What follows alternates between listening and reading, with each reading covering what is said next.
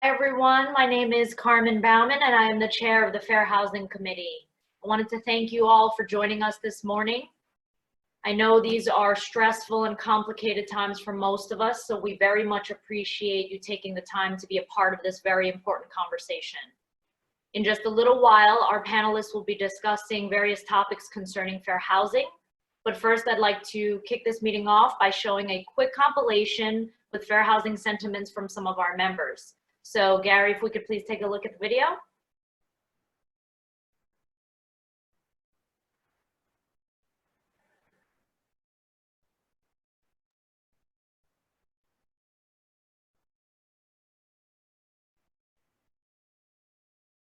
If Newsday's fair housing investigation taught us anything, it's that disparate treatment of real estate consumers exists today. That investigation revealed so many actions that were both inappropriate and illegal. Most realtors can confidently say that they would never engage in such practices, and that's great. But let's do more. It isn't enough to take to heart all of the jaw-dropping moments revealed in that investigation. Let's look further. There are implicit biases that exist within each of us, but they aren't always easy to recognize. So I ask you to educate yourself and empower yourself with tools of knowledge regarding fair housing and implicit bias and how you can be a better fair housing agent. Let's be mindful, intentional, and let's champion fair housing together. Fair housing is important to me because it is the best way to practice real estate. Fair housing helps me provide access to housing for everyone. It helps me provide stability to a person, a family, and a community. Why should we practice fair housing? Because fair housing makes us stronger. To me, fair housing means that you are the only person that gets to decide where you want to live. No one else should have any effect or influence on that decision, intentional or otherwise, based on any bias, prejudice, assumption, or preconceived notion about who you are and where you should or may want to live. Realtors need to be a voice and an example for fair housing at all times. April is the Fair Housing Month as it marks the anniversary of Fair Housing Act.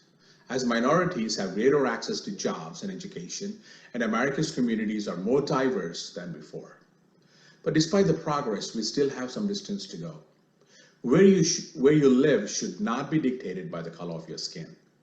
Each year, thousands of complaints are filed alleging that they have been the victims of housing discrimination. We are committed than ever before to rooting out discrimination in housing. We must strive to define how to bring about a market that's truly open and provides equal housing opportunities. Join us in celebrating a commitment to fostering the creation of inclusive, sustainable communities where every person who calls America home has the same housing and economic opportunities. Thank you again. Fair housing makes us all stronger. Fair housing is important because it maintains balance and diversity in our communities. It also enforces a person's right to choose where they want to live. 55 years ago, Dr. King co-led the Chicago Freedom Movement, a movement that advocated open housing for African Americans to live wherever they choose.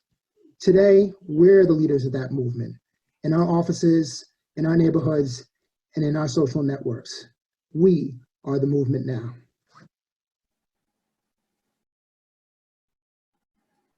Great. Thanks again to everyone who contributed their thoughts and their efforts in creating that video. Before we move on, I'd like to first just quickly review the agenda. In today's meeting, we will first hear from Richard Haggerty, who will address the current state of real estate in this ever-changing situation. Richard's portion will be followed by Dorothy Botso and Leah Carroll, who will each be providing us with an education on fair housing.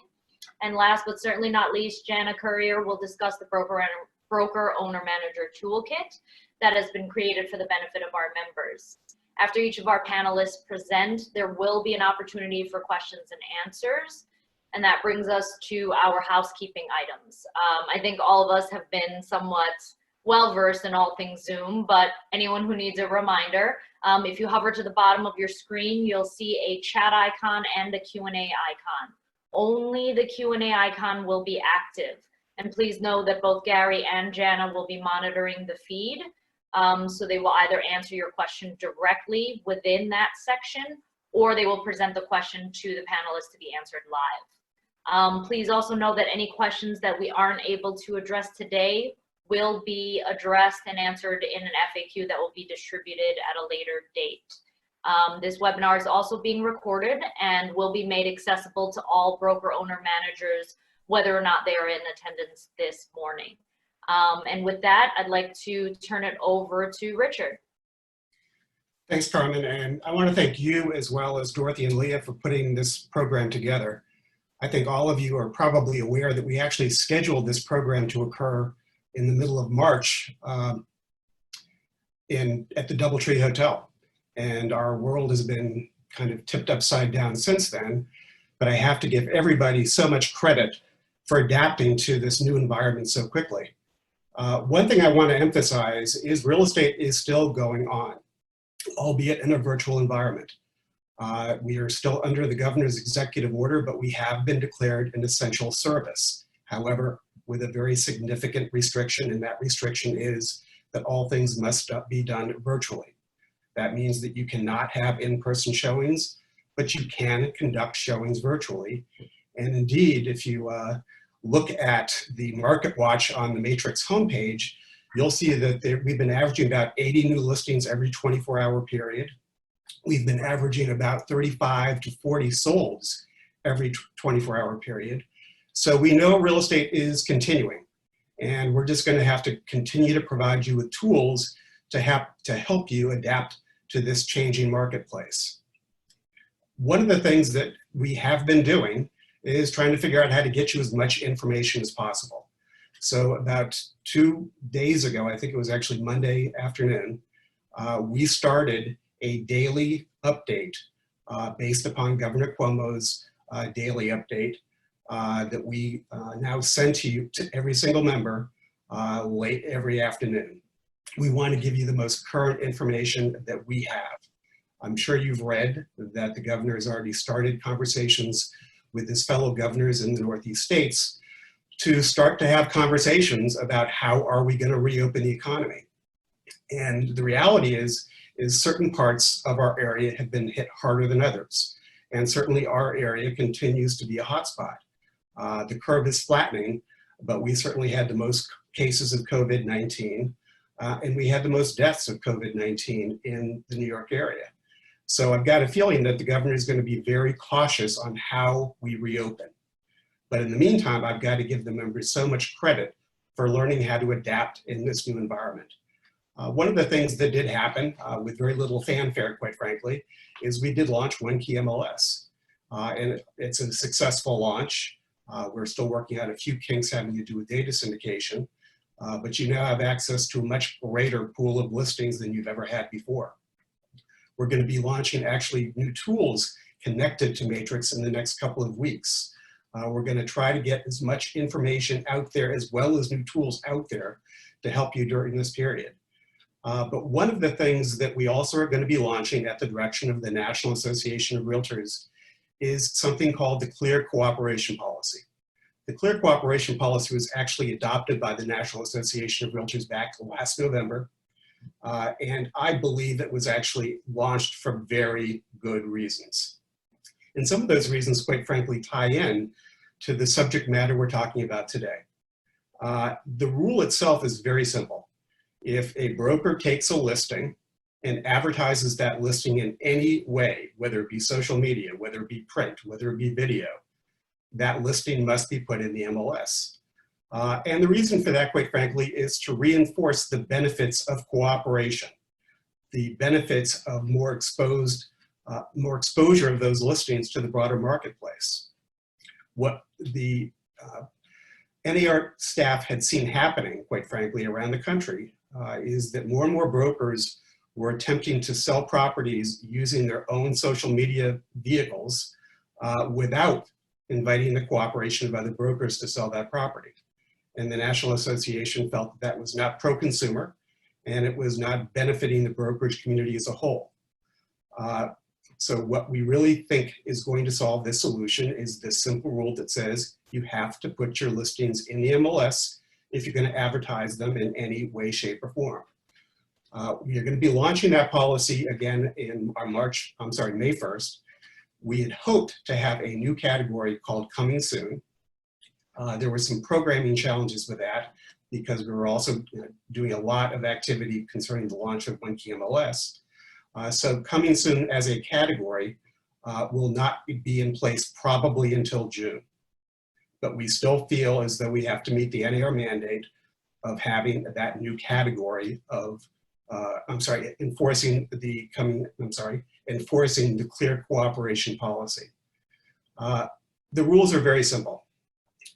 Once you take a listing, if the seller does not, for whatever reason, want to have anybody access the property, but they do want you as the listing broker to advertise the property must be put in the MLS. At some point when we do have the Coming Soon status, you'll be able to shift that property to Coming Soon. However, again, you cannot advertise a property unless the property is put in the MLS. We have categorized the time limit to refer to business days, and we feel as though that is a very fair and equitable way of addressing when you have to put that property in. So if you list the property on a Saturday, it's got to be put in by Monday. But understand that there are other reasons that I do think tie in to the fair housing conversation we're going to have today. We also are aware that there were certain brokers in various parts of the country who were actually exposing the property to other listing groups that they had developed. So they weren't putting it in the MLS, but they would actually share those listings with a select group of brokers that they worked with. Well, I don't see how that's pro-consumer, and I certainly see how that can actually play into discriminatory practices. When you're selectively determining who you're going to share those listings with and who's going to have access to the property. Quite frankly, when a listing is taken by a broker, they should expose that property to the widest possible audience, and everybody should have equal access to those properties. So that very simply is what the clear cooperation policy is all about. Again, we are going to hopefully launch the Coming Soon status by early June, and we think that will further help with some of those issues around the clear cooperation policy. But at the end of the day, we think it's going to be pro-consumer. We think it's going to be pro-brokerage community, and it's definitely going to, from my perspective, address certain fair housing issues that we've become all too aware of. You know, Carmen had talked about the story that broke on Long Island last year, and in many respects, it was just heartbreaking. But the more that we investigated the videos that were launched with that story, I have to admit, I shared Carmen's anger and frustration because there were clear instances of overt discrimination. And we have to root out any form of discrimination. And that's why we felt this program was so important to bring to you today. And that's why we're going to continue to expand on the fair housing tools that we offer you through hdr.com. And Janet, later in the program, is going to be going through those tools. But one of the things we also did last year that most of you are familiar with is we adopted a new strategic plan. And one of the aspects of that strategic plan was an emphasis on giving broker owners and managers new tools to help you train your agents. Because really, the focus has to be on you. The focus has to be on your ability to make sure your agents are complying with the Code of Ethics, that your agents are complying with all the various types of laws, agency law, but also fair housing law. So we've got to get those tools in your hands, and this is the start. We've actually made a decision, Jan is going to talk about this later on, where we feel that the content of the fair housing information we're going to be providing you is so important that it's going to be part of the broker owner manager toolkit, but also available to all agents. But understand that this program today is meant to help you conduct an office meeting where you are able to train your agents, and we're going to give you the tools that you can use to train your agents. One last thing I do want to talk about is a new form that the New York State Association of Realtors released this week that is a COVID-19 disclosure form. I want to be very, very clear that the people who make the decision as to whether the firm should use that form or not is the broker owner manager. It is not the agent. The agents should only use those forms, the COVID-19 disclosure form, in the event the brokerage determines they want the agents to use the form. So again, this is a decision that you have to make as broker owner managers as to whether that form is going to work for you. Understand that that form was devised by NYSAR legal counsel, but with input from legal counsel all across the state. At the end of the day, it's meant to be an education tool. But as we start to release, certain parts of the economy, and when we get back to being able to show homes, I think it's important to have adequate disclosures to not just protect you, but to educate buyers, sellers, landlords, and tenants. So please take a look at that form. It's on the HDR website. We've actually put a lot of COVID-19 information on the HDR website. We've got all the NYSAR FAQs. Those FAQs are usually updated at least every other day or every third day. So please revisit those FAQs because they are constantly changing. Just as this situation is very, very fluid, we have to make sure that we keep our information updated, but that means you've got to keep on going back and rechecking the information because it is modified.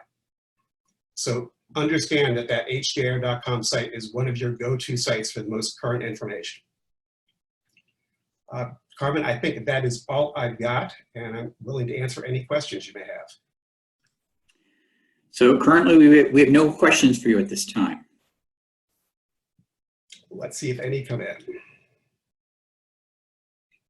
Leah, can you unmute Leah? Hi, Rich.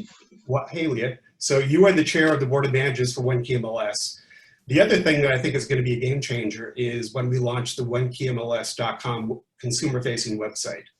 I checked with our consultant this morning. We think that's going to be early in May. And quite frankly, I think that's when people are going to really start to pay attention to the tools they have available so that when the market does open up, they're going to be educated as to what properties are out there and they're going to be raring to go. But is that your understanding that that consumer-facing website hopefully will be up and running by the second week or third week of May? That is my understanding as well, Rich. And, I've taken a look at it behind the scenes, and it's really robust. And I think it gives, stealing the eyeballs from these big third-party destination sites is hard. We all know that. But I think the OneKeyMLS.com for the consumers will give deeper data, better information, graphics and demographics and the things that they're looking for really when they're searching for a home. So I think it's going to be a huge tool. I think it behooves every broker owner manager to make sure their agents know about it and their agents will make sure the consumer knows about it so that we can get the eyeballs on it that it deserves. Tell me if you also agree, because as we just said, we're not going to be launching coming soon until hopefully June. If somebody does take a listing, the seller does want it to be advertised. That means that clear cooperation mandates has got to be put into the MLS, but nobody is going to be allowed to show it until coming soon is launched. I would assume we're going to use temporarily off market to satisfy that requirement. Right, so let's talk about that a little bit. If you have a seller, and I'll break it down kind of the everyday business that we really conduct. You have a seller who has hired you to list their property, but because they're painting or doing something else around the house, it's not ready to be shown. And I think we all experience that routinely. So you take a listing dated, what's today? Ooh, it's Thursday, I think. It's April 23rd. So you take a listing dated April 23rd, but it's not going to come on until May 1st. Right now, you kind of hold on to it. It doesn't get loaded to MLS. When coming soon is in play, it'll be put on as a coming soon listing for up to 14 days. On the 15th day, it becomes an active listing and then must be shown. And while we don't have coming soon listings, and we hopefully will in the next few weeks, it would go on as active and then go temporarily off market, or they would just simply not advertise it until it is ready to go on to MLS, as they are now. But really, when we talk about not advertising it and no access, we don't mean no access for cooperating agents. We mean no access. Not the listing agent, not their colleagues in the office. It's either shown by everyone or it's shown by no one. Great, thank you. Yeah. I think there's Any questions? Gary?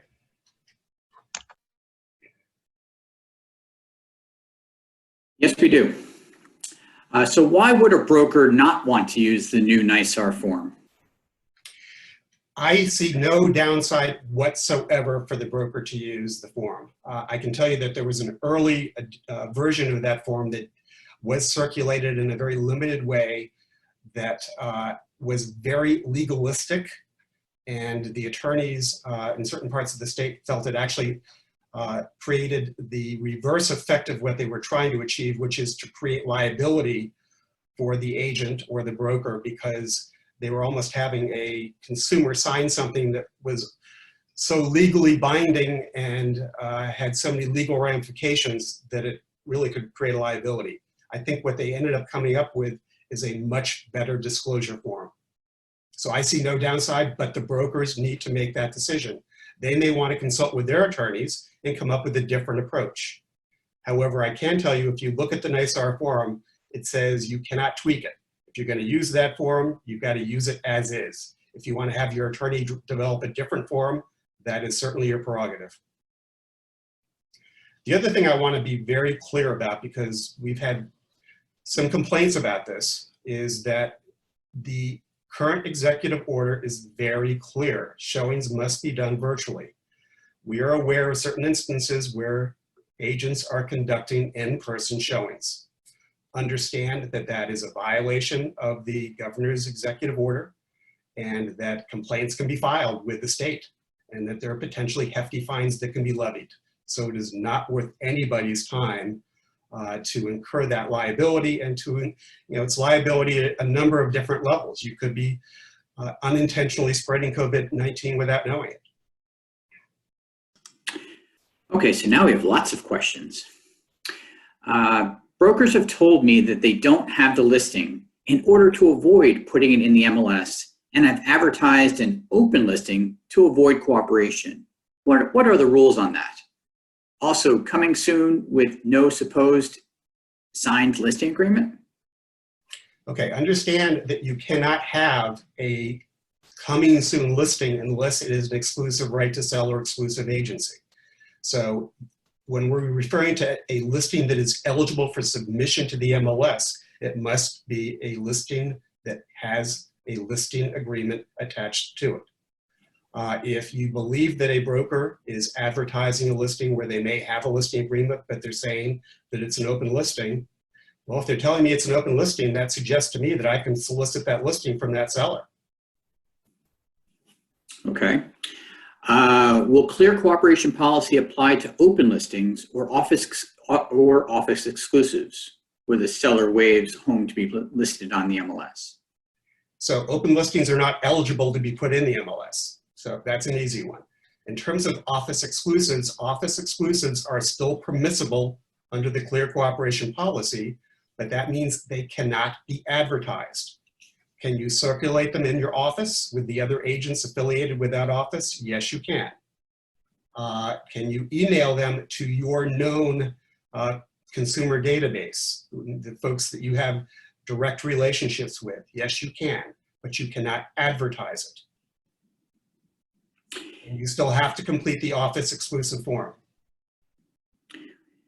Does this rule apply for rentals as well as commercial now? So Lee, I'm going to ask for your backup here, because I believe it does definitely apply to residential rentals, but it does not apply to commercial listings. And Lee is giving a thumbs up that that is correct. That is correct. Will incomplete listings still be there? Incomplete listings will still be there. Understand that they are also the same requirement. If you're going to advertise an incomplete listing, it's got to be coming soon. And if it's going to be coming soon, there are certain mandatory fields you must complete, because as Leah just said, after 15 days, it goes active, which means you have to have those required fields completed. What will be the plan to enforce this, considering that some members have a model that is like coming soon, that use coming soon? We have rules in place. We have fines in place, and we will use those rules and fines. But I also want to emphasize, this is going to be a learning period from my perspective. We do have a lot going on, but right now we have suspended fines because we do not want to create an unnecessary burden for our participants and subscribers. And we want to give everybody some time to learn the new rules. So I think we've got to be aware of that.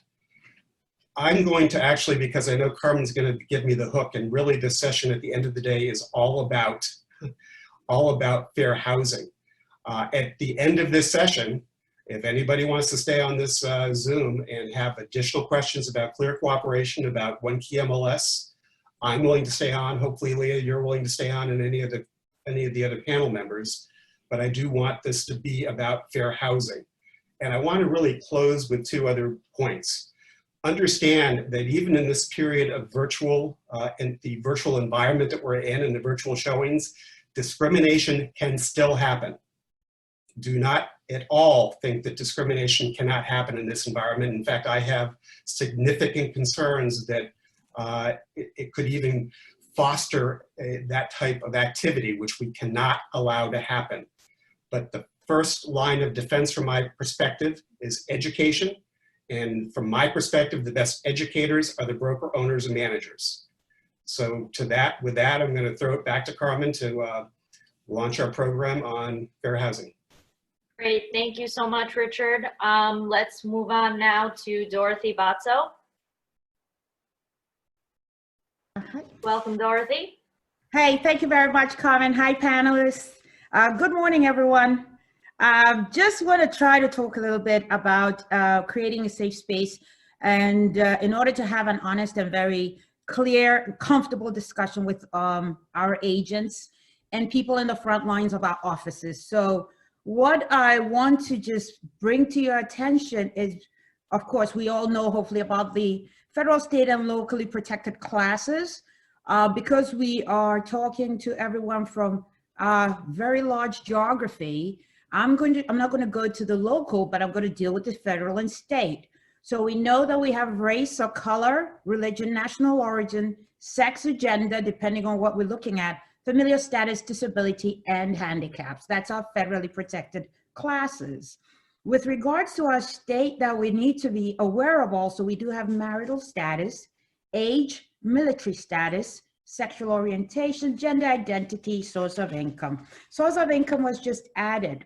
Now, why do we want to talk about this? I'm just going to briefly mention those, but a big part of talking about fair housing means that I, as a broker, manager, team leader, need to be able to have a conversation with my office, including the staff members, our people who handle our transaction coordination, the people who handle our telephones. The first line of defense is what I call them, because when I call your office and they answer the phone, depending on how they respond or communicate with me over the phone, I may take it whichever way it is. Now, just so we are aware, fair housing is an emotionally based situation. It's not about you doing something that's in my face and I see it.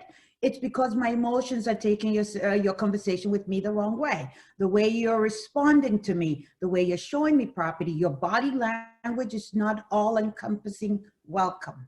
So we need to be aware as agents, as broker managers, who are also in the trenches. Some of us are very active in the business, and we do have this one-on-one conversations with our buyers and our sellers, but we need to be talking to them about our agents. We need to be talking to them comfortably and in an open environment about what fair housing is and how it's affecting us and how we do business. What do I mean by that? If I'm having an office meeting, I don't want to only have it and say, well, you know, if you want to attend, you can attend. It's a good thing because we are independent contractors, but as an owner broker, I also have an errors and omissions policy that does not cover your fair housing violations, guys. If you mess up and it's a fair housing violation, I'm going to go down with you, but I'm going to be very upset. So it's my responsibility as a broker manager to make sure that we are all having the conversation in our day-to-day. Every minute of the day, we are talking to somebody. there is the potential for a fair housing violation. So within our offices, my agents need to be able to come to me if they think they have a concern. They overhear another agent saying something that doesn't sound right, but because it's a top producer, we don't want to confront them. Not acceptable. If that agent does not feel comfortable coming to me as the broker and say, hey, Dorothy, you know what? Leah said something, I'm just not sure, what she was talking about, but it didn't sound right to me. I need to be able to go to Leah, who's my major top producer, my money bags here, and say, Leah, cut the crap. What? You can't allow that. You need to be able to have an honest dialogue. Your agents need to be comfortable. They need to be able to come to you. But before they can do that, you need to know what sort of a fair housing agent you are. Do you think you are a fair housing agent? Are you practicing fair housing properly? Have you thought about how you're communicating with your agents? Do they feel comfortable coming to you? What does a fair housing agent look like? You need to be able to define that for yourself. And if you can honestly look at yourself and say that you are a fair housing agent, then I'd say kudos for you, because then you truly are able to have the conversation comfortably. You're able to talk about Jewish people, Mexicans, Blacks, Puerto Ricans, everybody with respect. You don't use, handkerchiefs or color of ties to create an analogy that makes no sense. If I am having a conversation with Jana and I'm not comfortable saying, Jana, Gary did something to me and I was very uncomfortable with it, but I don't want to take it wrong because, he's white. Not good. I need to be able to go to my broker, Jana, and say, Jana, we might want to have a conversation with Gary and see if we can get on the same page, because the last thing you want from any of your agents is for them to harbor some sort of mistrust or some sort of resentment about their fellow agent. It causes friction in your office. It makes your office a very uncomfortable place to work in. And it's just a layer of mistrust that can seep through your office, and this is an office you're trying to bring together and be cohesive about. So I think it's important that we look at everything and put things on the table, including your discussion, your secretaries, including your discussion, the people who put the signs on the properties, including your discussions, your photographers, your transaction coordinators. Team leaders need to make sure we are leading by example. I need to be able to put into action what I'm saying. I may be able to have a very comfortable joke with Leah because maybe I feel Leah and I can talk like that. But then deep down, it's not right. It's not sitting right. What we have joked about so easily could be very, very offensive to the next person. So since our offices, and as a broker owner, my office is where I conduct a lot of my business. My agents come in, we talk freely. I'm constantly role playing. And if you never experienced me, I'm a terribly bigoted person in my classrooms. I make sure the agents participate. We talk things through. We look at extreme scenarios. And if we are able to if they're able to turn me around with their responses, and I am comfortable that they're able to handle somebody who is as bad as I am in a situation, I will be happy to unleash them onto the public. If I don't think that their responses to me are justified or making any sense, if you have somebody come to you, our agents think they're doing the right thing, and I agree with that. We're very comfortable. We say, oh, I will never do that. Our buyers and sellers trip us up. They ask us to do certain things that are the worst possible things. Don't bring this person here. I moved in here because I was the first Black person. I want to keep that going. I had that last week. I thought it was the funniest thing. But I did tell the homeowner, why would you care? You want the most money for your property. Why would you care? And I was offended. But they said, well, what's the big deal? And I said, because you have to understand that when you put your home on the market, it's open to all. But these are the sort of role plays that you might want to take on with your agents and make sure that you're hearing what they're saying. A lot of us are not in the offices with our agents. And in this current environment, we don't know what they're saying. We have no idea what they're saying on the phone, via email. Our Zoom meetings should be ones where we can have a free conversation. Sometimes our offices are huge, 100 people, 500 people, but we need to cut it down to bite sizes so that we can talk to our agents individually. But more important, our agents need to know they can come to us. Our code of ethics also is clear, as there's some new changes. Article 311 is our newest edition, and that addresses how realtors should treat each other and respect all the protected classes. And since I believe our code of ethics is a living document, a lot of changes, a lot of amendments, things being deleted, when we do something wrong, it seems to get added to this code, which then we look at it and say, well, somebody must have done something wrong. I think that as realtors, first and foremost, yes, that whole videotape with Long Island was one of the worst things we've ever seen. Absolutely. But we need to look at that, and no finger pointing, because we do it here.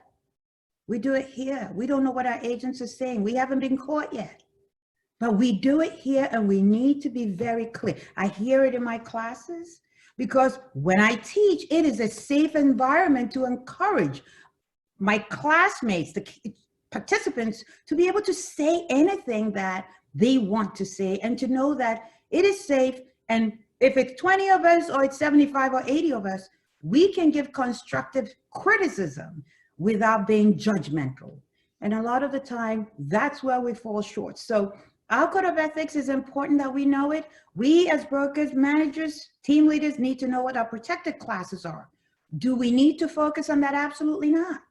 When we make that a focus, we lose sight of what we're supposed to be doing, which is putting people in homes of their choices.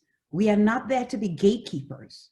We are there to open the door, let them in, let everybody in. Do not stop anybody from purchasing something. Your opinion, as far as I'm concerned, doesn't matter. It's if I'm a buyer coming to you, I need to be able to say what I need. If I'm saying it the wrong way, feel free to stop me. But in the process of saying, Dorothy, you can't say that, you need to be able to educate me as to why I should not be saying that.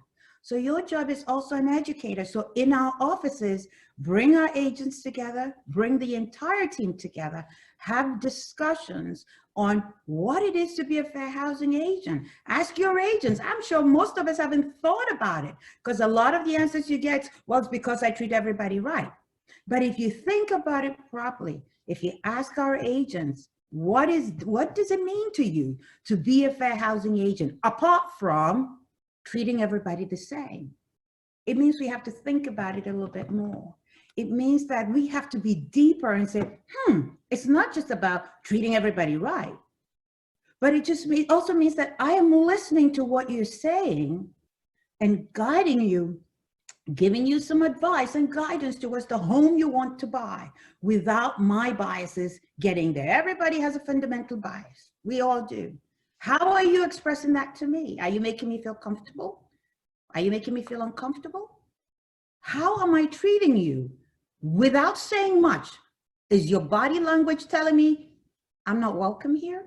What are we doing? What are we doing? So as agents, we need to make sure, as brokers, and I'm saying agents because we're all licensed, but as broker managers who are leading from the top down, our actions have to be clear when it comes to fair housing practices, when it comes to knowing how to implement that, and Leah's going to cover that. And hopefully, as agents talking to our fellow agents, we are taking the time out to make sure that our fellow agents are listening, but more importantly, as the ones who are in charge, we are listening carefully to what's being said on the phone, what's being said to each other, and how are we making our office a safe space? Is it a matter of saying, well, it's a safe space, come in and say whatever you want? Or is it a safe space and we are actually making it a safe space because we are showing you?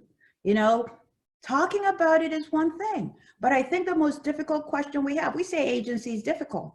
I think fair housing is more difficult because we're dealing with different people, ethnicities. Half the time you may not even understand what we are saying. You still have to be very patient and talk to us. We feel when we don't understand what you're saying. Maybe you have a very thick accent. If we talk louder, maybe that's a good thing. Absolutely not. You know, in America, we have to look in the eyeballs. Well, in my culture, if you look in the eyeballs, it's an act of war. We need to be able to have the conversation with everybody within our office and comfort level. And granted, if you have children at home, you're negotiating with them all the time. Half of our children are very difficult and they push your buttons, you know? I have kids. Last time I called somebody, oh, stop it, grandma. My kid says, hey, mom, protected class, age. They cut you short. They are in there. So we need to know exactly how to talk to our agents. And I think making a safe space means that to me. How is my office a safe space? It means that my door is wide open to all my agents. I am constantly having, you know, a one-on-one role play with them. I go excessive bigot. I go excessive. I don't want to be in the Black neighborhood. I go excessive crazy. And I'm looking for them to be able to answer or stop me from going into that deep hole, because sometimes we want to accommodate that. I don't want to be in a particular area. Okay. As opposed to us saying, okay, we say, well, why not? Why are we having the discussion? We need to help our agents learn to just stay in their lane. If we stick with our 4 bedrooms, 2.5 baths, 650, how can you go wrong? There's no color in that description. There is no religion there. It's all about the property. You are there to provide guidance to our agents. We are there to make sure that they have the tools. They know where to go look for the information. We hope they will go to HEAR.com, go find all the links there, make sure we're familiar with the product. But more importantly, we need to be able to talk about it. Everybody feels they can talk about fair housing. Our delivery is difficult. We are all not comfortable talking about different races, ethnicities, handicaps. We are not comfortable about it, but we need to make sure that as leaders in our offices, we are talking about it and we are clear on that. Our top producers sometimes, and I did bring Leah up because she's here and I can make fun of her. She's my top producer, brings in millions of dollars in productivity.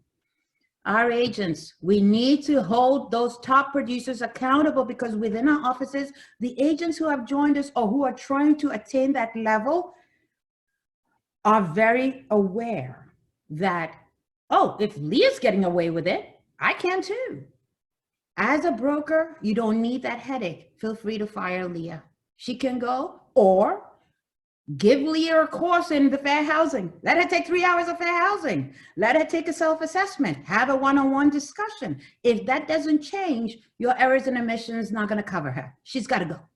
So please, all I'm asking is to make sure you have a free and open office, keep the dialogue going, and make sure that our agents know where to go for the information. Make sure that you are aware of the rules and you know where to go for information. So I am done. Bottom line is, our errors and omissions don't cover fair housing violations. And please make sure you're having the discussion with everybody and anybody in your office. Thank you very much for listening.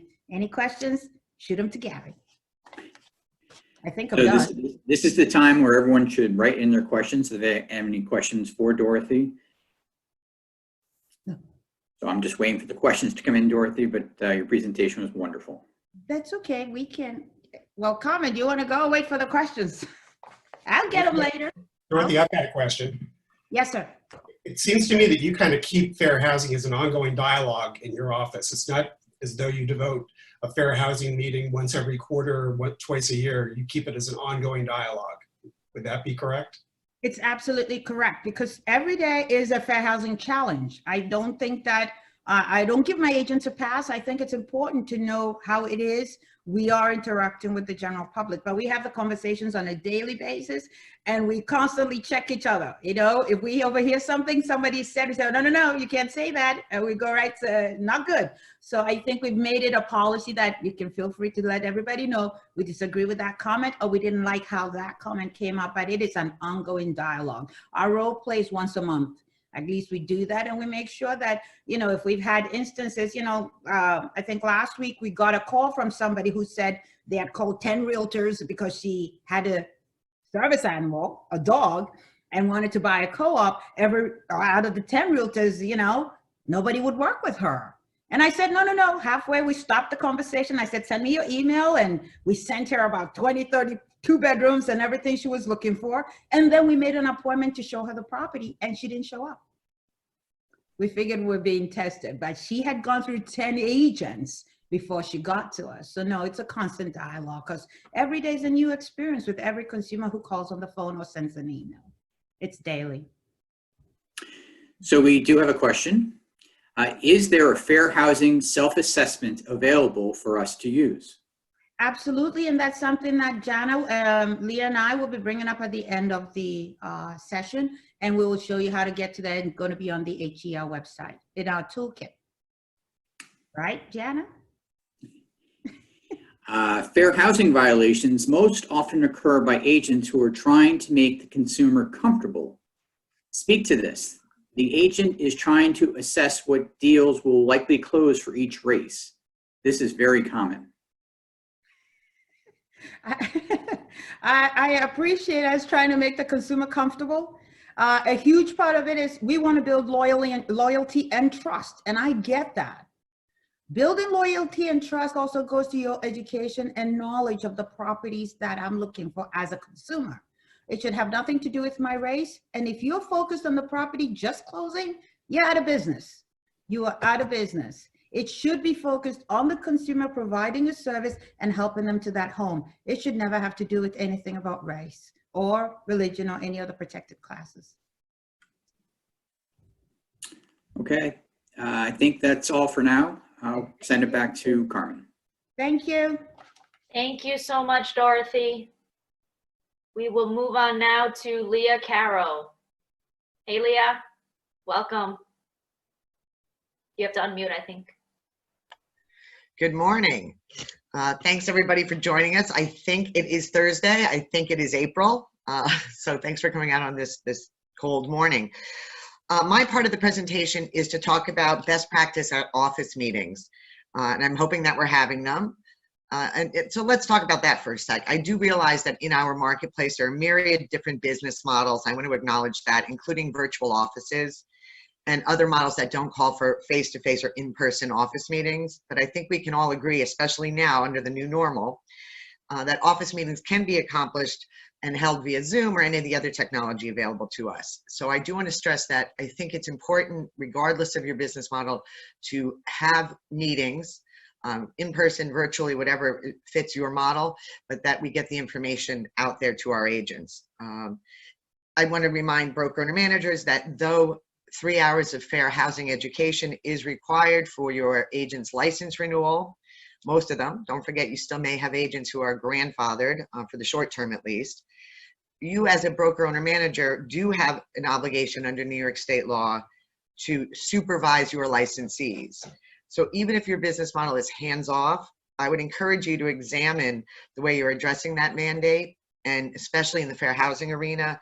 And it's your job not just to adhere to fair housing laws and have your agents adhere to fair housing laws, but to further fair housing. And that's where your role as the broker owner manager comes in. I suspect there are broker owner managers who include fair housing in their office meetings once a year, as Richard and Dorothy had just alluded to make themselves feel compliant. And sometimes maybe not even that often. And I really would like you to step up your game. If your licensees were to be accused of unlawful behavior, like steering or disparate treatment, I guarantee you your name and company are going to be above the fold, so to speak, right along with theirs. And any bad press that agent gets will have your name attached to it as well. So it's really going to, having these office meetings and getting in front of your agents is to your benefit, certainly. Case in point, the Newsday article exposing discrimination on Long Island. I know many broker owners took advantage of that opportunity to ramp up their fair housing training and discussions, but really those conversations should have been happening regularly. And I would argue that you could incorporate fair housing into literally every office meeting. So I'm going to kind of tell you how I think you might be able to do that, whether your meetings are weekly or bi-weekly or monthly or whatever schedule you see appropriate. So where do you get that material? So in a few minutes, Janet Courier from HJR will be presenting the Broker Owner Manager Fair Housing Toolkit that has been created just for this purpose. And it's chock full of videos and quizzes and checklists And I do want you to avail yourselves of those tools. You got to go to the toolbox and open it. But there's other opportunities out there to tie in fair housing to your office meetings, but you got to keep an eye out for them.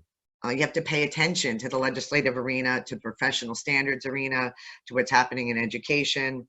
Your industry as a whole and your association provides plenty of opportunities and information in weekly connections, monthly newsletters, the newspaper, the Facebook pages. There's lots of places where you can find information that then you can tie it together with a fair housing presentation. You also may want to consider either yourself or one of your agents in your office getting involved at HGAR at a committee, because frankly, that tends to be the front line for news that can relate to the fair housing arena. So, okay, for example, what do we have? This past summer, New York State passed the Tenant Landlord Act, which I know we were all so thrilled with, but that was a great opportunity when discussing with your agents about the new Tenant Landlord Act to revisit source of income as a protected class. I want to stress that not every conversation about fair housing at every meeting needs to be a recitation of all the protected classes, nor does it just simply saying, don't steer. Discrimination is bad. You can take segments of it because there's myriad segments of the laws that you can drill down on and talk about how they work in your daily practice. So when the tenant landlord law was passed, great time to segue into source of income and how best to handle those scenarios. When we were talking about, can landlords charge a pet deposit? And I know that was a big part of the conversation in a lot of offices. Great time to talk about service animals. They're not pets, right? So revisiting how to service a client who has a service animal. What can landlords do? What can the tenants do? What are the avenues out there for them? Co-op legislation, which passed in Westchester County in December of 2018. Great opportunity when you're discussing that to review, talking about working with co-op buyers. I know co-ops sometimes we feel are the last bastion of discrimination, and it's frustrating as heck. I get it, but that's a great time to remind your agents, you cannot ask things like, do you have children? You cannot ask things like, what is your marital status? Even if you think you're doing it to help get them into the right co-op where it'll get a closing accomplished. I understand that frustration. So in talking about co-op legislation, let's revisit how to talk to co-op buyers, and any buyer really, but particularly co-op buyers, because I think that's when agents do tend to finagle the system, and which is, by the way, illegal, but I see how it can happen. Hey, as Dorothy talked about, in January of this year, so just 4 months ago, the Realtor Code of Ethics was amended to include a new standard of practice to Article 3. And Article 3, you'll recall, is the cooperation article. So Article 3, Standard of Practice 3-11 was created to prohibit discrimination by realtors to other realtors. Because Article 10, which is the fair housing article, addresses a realtor's obligation to the consumer in the fair housing spectrum. So they made a new article, standard of practice. So at that time, when you're telling your office, hey, brand new standard of practice in the Code of Ethics, let's now also go and revisit Article 10. Dorothy talked about E&O. Every time your company is about to renew its E&O insurance, if your licensees or participants, particularly in the funding of that, that's a great time to remind them that violations of the fair housing laws are not covered by E&O insurance because they're criminal acts, and criminal acts are not covered by E&O. Great time to remind them about fair housing and what their obligations are. Another good example, when Facebook changed its policy on boosting ads to comply with fair housing standards, that's a great time to make sure not only that your agents know what they should or shouldn't be doing on social media with their listings, but why Facebook changed its rules and what it means to fair housing. So when we return to business as usual, and I know we all hope we do soon, as soon as we're all healthy and safe, when we return to business as usual, that's a great time to review your office's protocol for public open houses. Now, and how that connects to fair housing. For example, if you require photo IDs from every guest, and by the way, I think that is an exceptional practice, make sure you're asking for photo ID from every guest, even if it's the next door neighbor, even if it's your friend who dropped by to say hi, because any of the other guests there, they don't know that's your friend. They don't know that's the next door neighbor. All they know is that you asked me for photo ID, and you didn't ask that person for photo ID, and we don't look the same. And it gives the appearance of discriminatory behavior. There's really a thousand opportunities out there to focus on fair housing, and I would like to see everybody focus on it at every meeting, even if it's 10 minutes of kind of the things I just gave you examples of. But make sure, as Dorothy said, that your office is a safe space for your licensees to ask questions, even the cringeworthy questions. And believe it, I've heard them. So you want them to get it right, because if they're not going to ask you the cringeworthy question in the office meeting, they're going to have that cringeworthy behavior out on the street, and that's far more dangerous. And don't forget, it's your name on the marquee. Finally, I also want to remind you about Westchester Residential Opportunities, WRO. They've been a realtor ally for decades. Yes, they are the folks that does the testing of your agents, but do have them come to your office meeting for a presentation. Let them field the questions from your agents. They're happy to do that. Just give them a call. Keep an eye on their website and on their social media. They offer great information about what's happening in the fair housing arena that you can then bring to an office meeting. I have to tell you, when they do testing, if they find someone in violation, they sue. And when they sue, they usually win. And when they win, they usually have a press release go out. So keep an eye on their press releases, because it will explain the organization that was found to have been discriminatory, under what circumstances, and what the fines are associated with it are. It's a great learning tool for your office meeting. So keep an eye on for their press releases. And really, rather than making every meeting feel like a lecture of required materials, tie it into the laws and their daily activities and other segments of real estate that affect their day-to-day lives. And when you're going to hear about the toolkit in like 4 minutes, and then you'll open the toolkit, keep your eyes open, keep your head up. There's 1,000 opportunities to incorporate it so that it's not dry and boring, but do talk about it, in my opinion, at every single office meeting. That's it for me, Carmen. Let's see if anyone has any questions, but I think, I want to hear about the toolkit. Well, we do have a few questions. Okay. So I think the question's asking whether or not COVID-19 is a protected class. People who have been in contact with those who have COVID-19, it's becoming a problem. That's funny that person asked that. Is just this morning, and I was thinking about some of the protected classes and stigmatized properties and things like that. And that back during the HIV/AIDS crisis, where people really still didn't have a lot of understanding about that disease, and those folks were discriminated against in housing, and of course are a protected class under the Disability Act. And I was thinking to myself about COVID, and at what point, if ever, will folks suffering from other widely and misunderstood or communicable diseases may or may not be covered? Right now, they are certainly not a protected class, although maybe you could say they're under disability. Dorothy, I don't know if you want to chime in on that, but I was thinking about that just this morning. Well, thanks, Leah, but I think with regards to the COVID situation, what has been a big discussion that I've had with people offline and online is the fact that we have focused, I'm going to say we just because I've thrown myself, we focused on China.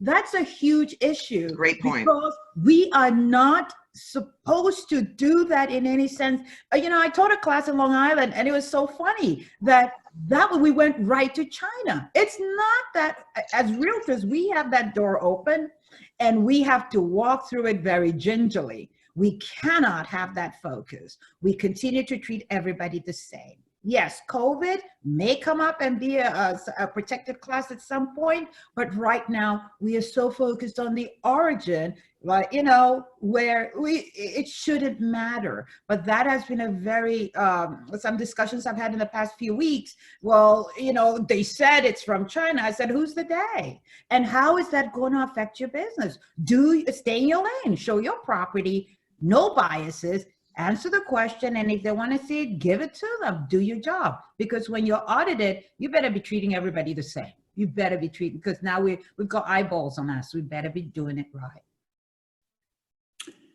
So we have another question. Is the Board of Realtors perpetuating fair housing infractions by holding private hearings and not allowing transparency so that others can see that when larger companies are penalized, It will and can happen to all. Small companies clearly know which companies' best business practices include that. I'm going to give that about 2 sentences, and I'm going to let Richard actually chime in. I think that person is asking about the ethics hearing process. And if that is the case, then ethics hearings, by virtue of what they are closed rooms. It is not common, frankly, to see an Article 10 violation cited. Article 2, which is, the condition of the property. Article 16, you stole my client. Article 12, you advertised it wrong.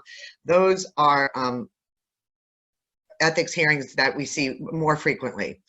So the only fair housing issue would be an Article 10 issue. If it's not a violation of the Code of Ethics, the board and its Professional Standards Committee is not involved in it. And the hearing process for all the articles is a closed process. So Richard, do you want to say anything, add anything? Yeah, just 2 quick points. One, if a member is found in violation of Article 10, that is a public trust violation. That would go to the board of directors, and in all likelihood, they would refer that to the regulatory agency for New York, which is a Department of State. Also, if a Realtor member, and I think I've got the timing down, I apologize if I don't, but if a Realtor member is found in violation of the code within a 3-year period, so he or she's had 2 violations of the code in a 3-year period, that name will be published in Real Estate in Depth. Yes. Correct.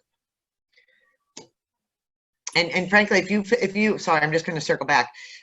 If the person asking that question believes that or knows that there's someone who's acts discriminatory in the real estate marketplace, you can go to the Human Rights Commission straight away and ask for them to investigate. You can go to WRO and ask for them for help in getting that person straightened out.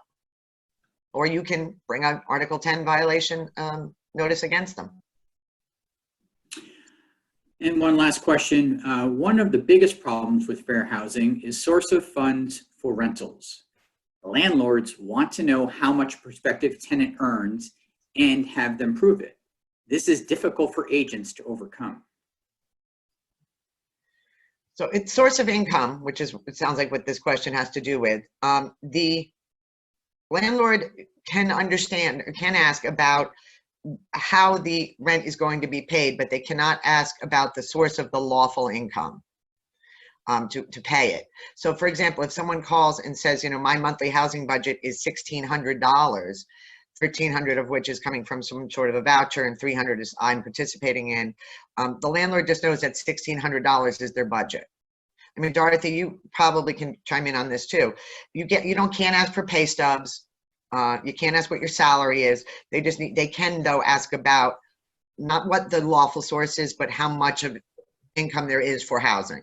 That's agreed. Did I say that right, Dorothy? Yes, you did. Yes, you did. You cannot. And it's also noted very clearly on the HUD website. So if you want to Google that with regards to source of income through the HUD site, it's available. But yes, you cannot push that. Just if that's your budget, that's your budget. 1,600, that's it.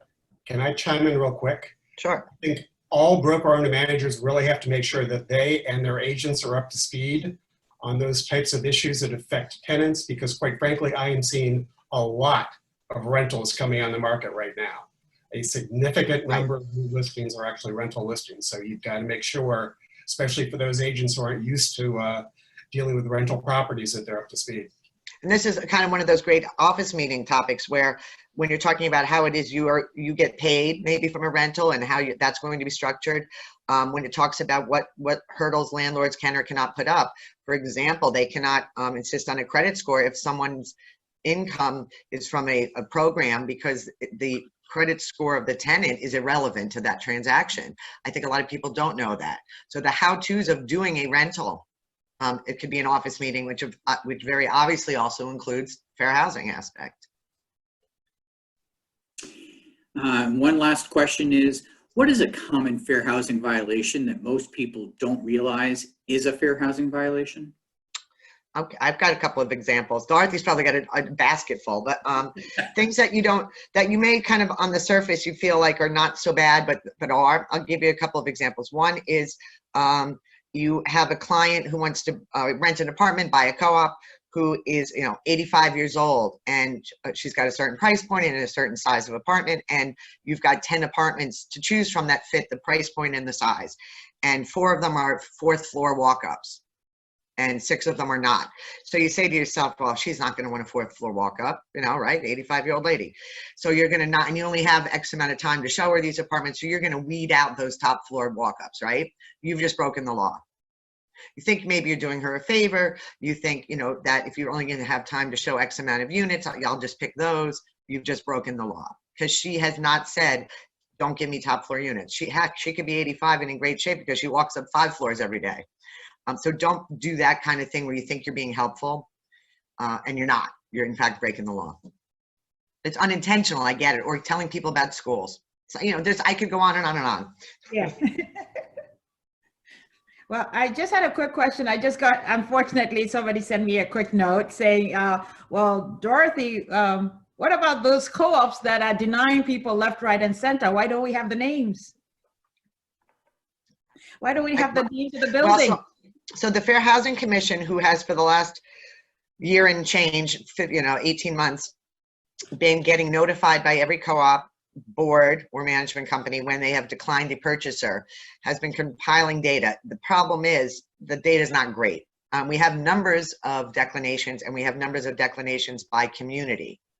What we don't have, at least at this time, is declinations by buildings. And that's one of the things your legislative council has been lobbying the Westchester County legislators for them to go back and say we need a uniform form that has inclusive of a place where the corporate name or the building's address or something, so that we can say, hey, this exact building has turned down 8 of its last 10 applicants. Or how about the last names of the applicants? Something where the data is a little more meaningful. And of course, the perfect solution would be that they have to give a written reason, but we're not quite there yet. Great, thanks, Lee. I think that's all the time we have for this section. Just a quick reminder, if you have more questions, just pop them into the Q&A. They will get answered and will be circulated at a later date. So feel free to keep adding them. Let's turn now to Jana. Welcome, Jana. Thank you, Carmen, and good morning, everyone. My role, as mentioned, is to introduce the first of many of the broker owner manager toolkits that are going to be available to you. Over the next year and beyond, we're going to be creating and also maintaining these toolkits so that you can have resources to share with your agents. This first toolkit is clearly on fair housing. And I want to share with you my screen that's going to talk to you about what it consists of. Just 1 minute, share my screen. Here we go.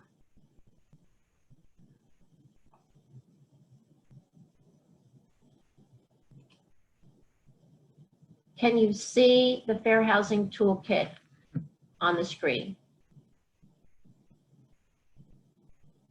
The slide. I'll unmute, no. Okay. All right, let's see. Screen.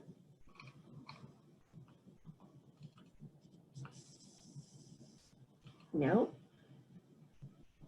You're on the right track. You did have it a minute. Yeah, you're getting close. Okay.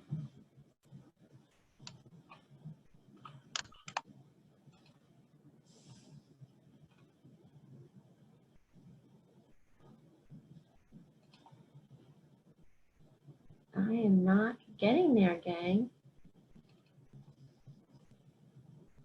This is not it.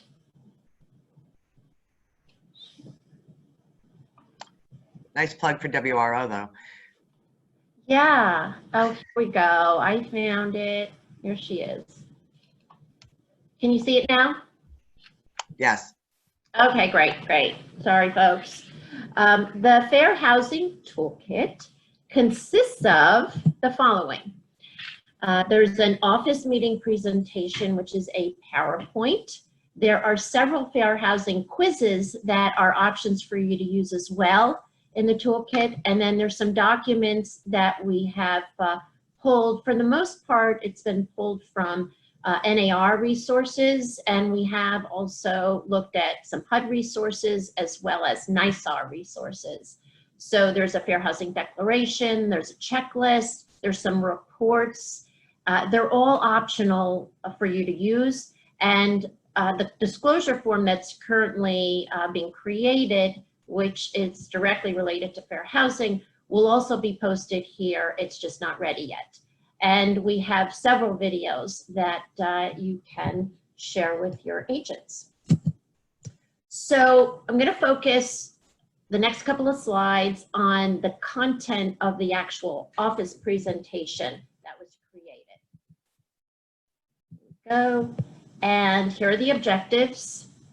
It really, the way it was designed was framed around NAR's ACT plan.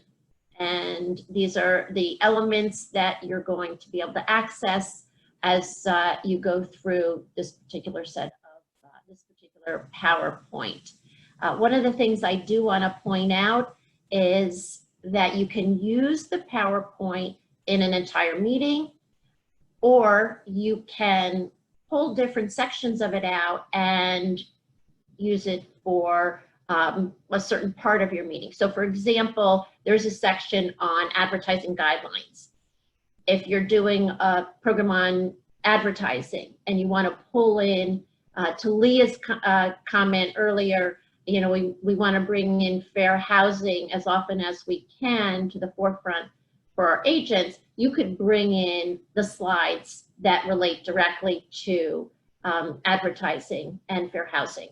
So that would be one example.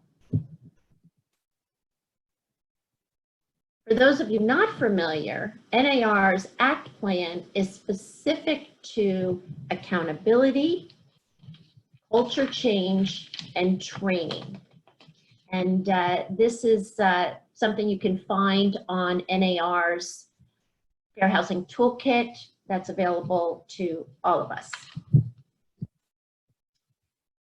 The quiz that also is from NAR has 12 questions. So here's a slide that gives you an example of 3 of the questions. You can use this within the presentation. We also have part of the toolkit, separate handouts that you can give to your agents before your meeting. So there's a lot of flexibility you have with this.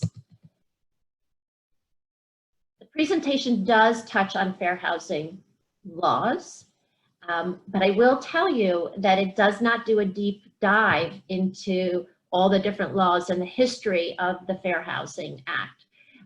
We have quite a few courses that are available through HGR Real Estate School. Excellent, as a matter of fact, and Dorothy, as you know, is one of our instructors there. They do a great job in doing that deep dive. This presentation does not, so it will not spend a lot of time on the laws. There are going to be videos that are embedded. This one in particular, it's the Newsday documentary, and we have several other videos. Optional, you don't have to play the video. It's there if you want to. We also brought up what the impact is of finding a liability. And Leah, you mentioned with the WRO press releases, there's not only serious financial loss, but there's public embarrassment and reputational loss. So that is touched on, including the fines that come with that. So accountability, back to NAR's ACT plan, there's a fairly robust section on accountability and who's accountable. So we have a list here of everyone that's accountable, which is all of us in terms of fair housing. And then there is quite a bit on advertising, what's acceptable, what's not acceptable, some examples, handicap discrimination, and families with children. So did want to share this. We have some examples, some do's and don'ts, some how-tos for you to share with your agents. different examples, for example, requiring a pre-qualification letter from an African American buyer and not from white buyers. Then how to provide equal housing for all, and a couple of how-tos to do that.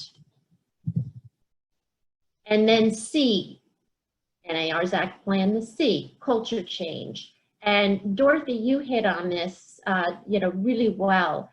It is an opportunity now to assess our current practices. So how do we create change? Well, first, you have to acknowledge that maybe a change needs to occur. So there is a section built into this program that talks about assessing your current practices, then setting priorities, building good habits, etc. And then training, ACT, the T is for training. So sharing with your agents the different programs that HGAR Real Estate School has available, classroom as well as online. And I think most of you must know by now that we are offering our classroom courses as Zoom virtual courses. So please, I hope you're taking advantage of it. We have just almost every one of the classes is full, and we are looking to build our May schedule as well as potentially June. So it's been a great opportunity for our agents to get some CE as well. And if you suspect discrimination, here's some resources where you and your agents can go. And then finally, this presentation that's in the toolkit concludes with really an emphasis on having us all do our part. Now that what I just described is a PowerPoint presentation that is found in the toolkit. And the beauty of this is, as I said, you can take sections of it out, you can use it for other meetings, you don't have to do it all in one meeting. And also a suggestion I have for you is to print out a copy of the presentation notes. So there's PowerPoint notes section, and it's very robust. The majority of the slides actually have additional information you can share with your agents and help, and they're prompts to help you actually go through the slide presentation. So that would be my suggestion as a best practice. Now, in terms of another element of the toolkit, it's the documents. So here we have a couple that I want to show you. One is the Fair Housing Declaration. So let's see if I can get this correct this time. Okay, good. So this is an example of the Fair Housing Declaration. It's through NAR, and this is something you can share with your agents. Doesn't require a signature. You may want them to sign it. It's up to you, but this is something you can certainly share with them. Another document would be, let's see, we have another document to show you.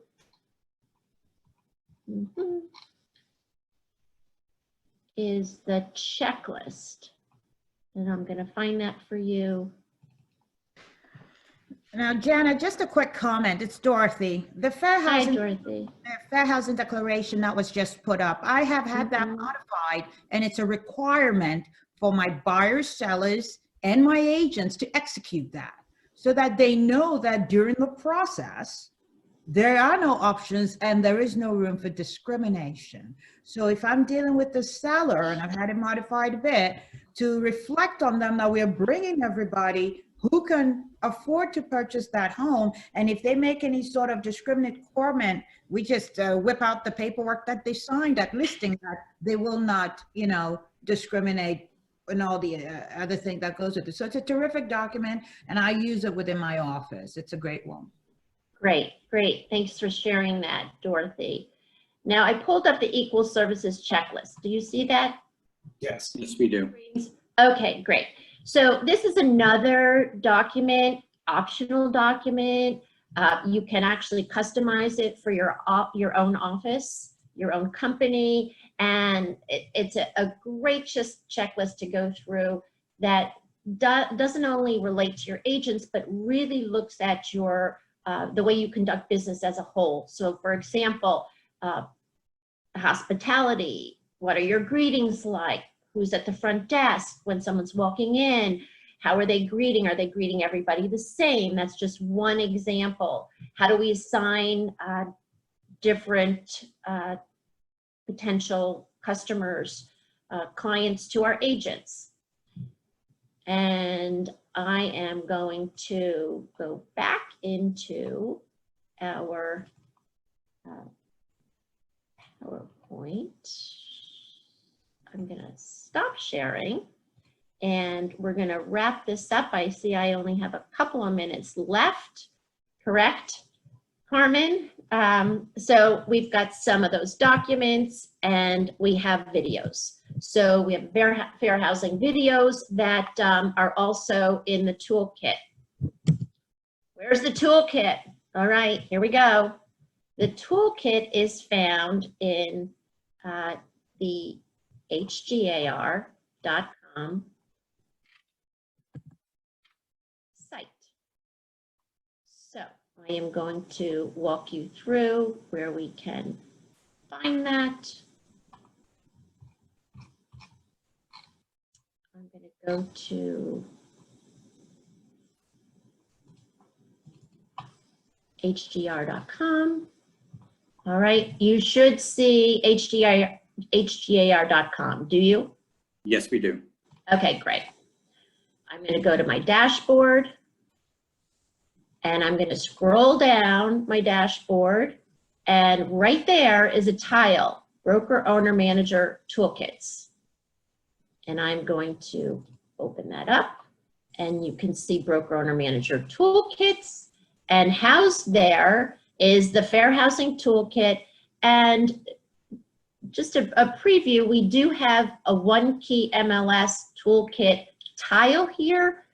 This is a work in progress. This is our next toolkit that we're working on. Currently housed in that One Key MLS Toolkit is a link to the Help Center.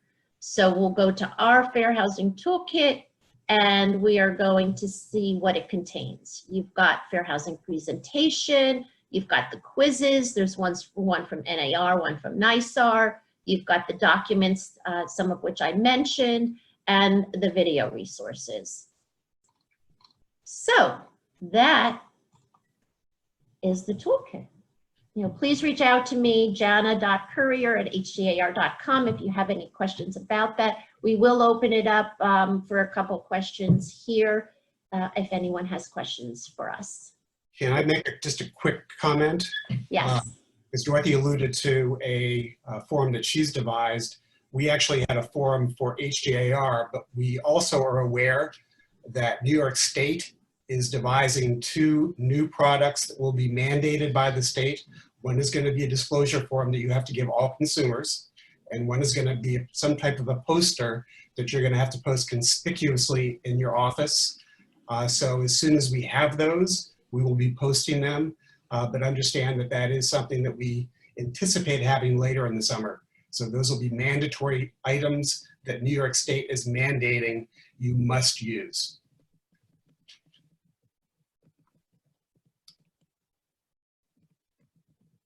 Great. So we have one question for you, Jana. Is the toolkit available for agents to see as well?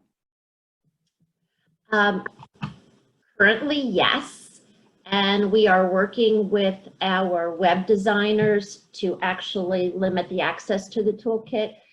There is an argument that the information is good information for all members to have. So there's some conversation around that.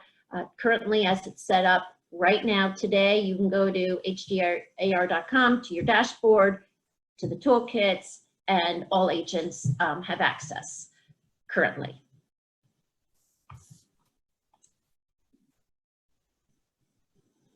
Okay. I'm going to open up questions to the panel. I'm not sure I'm seeing any questions regarding the toolkit at this time. Here's a question. So many agents that are listing so many agents that are listing agents on rentals are still asking for paycheck stubs all the time. The listing rental agent states that the landlord wants to see proof of funds so they don't get stiffed.